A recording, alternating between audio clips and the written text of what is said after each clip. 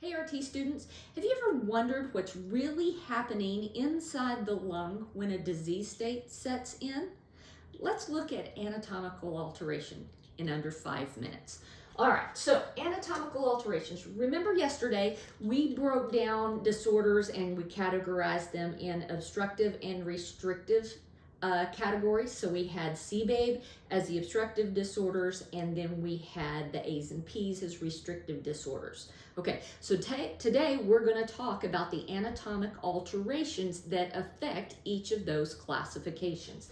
And you may be asking yourself, well, what is an anatomical alteration? Let's just break that word down. An alteration of the normal anatomy. So alteration in the structure of an organ.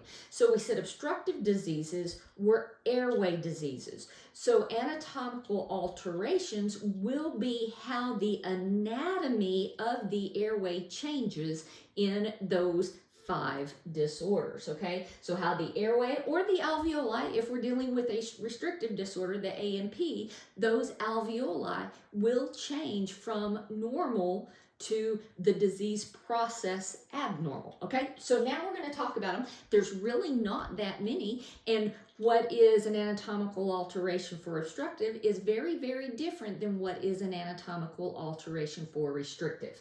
Okay, so here are the common anatomical alterations for the obstructive disorders, and remember, these are in the airway. So bronchospasm is one. Now what I want you to look at is here is an airway in the lung, kind of blown up, an airway and how it splits off. And do you see those red kind of like ropes that go around the airway? That's bronchial smooth muscle. So quite simply, here's what a bronchospasm is. It's when those smooth muscles tighten up. Okay, now you can imagine when those smooth muscles tighten up, they make the inside of the airway smaller. And when the inside of that airway is smaller, that makes it harder for the patient to breathe. So bronchospasm is an anatomical alteration associated with obstructive disorders. Excessive bronchial secretions.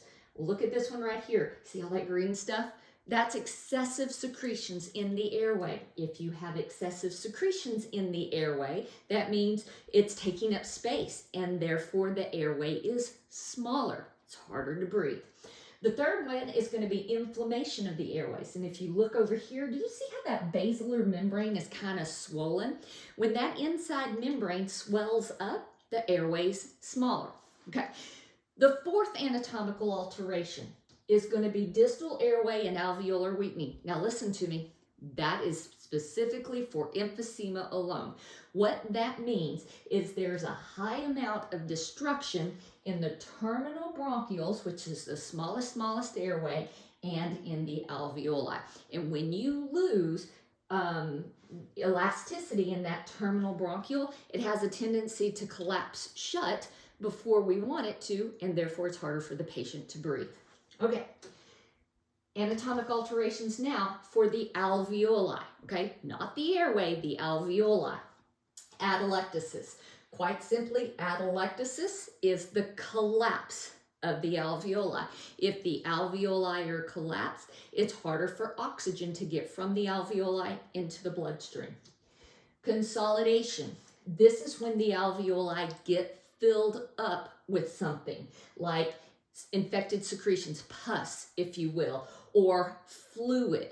All right, and this makes sense. If there's fluid consolidation in the alveoli, oxygen can't diffuse from the alveoli into the bloodstream as easily, okay?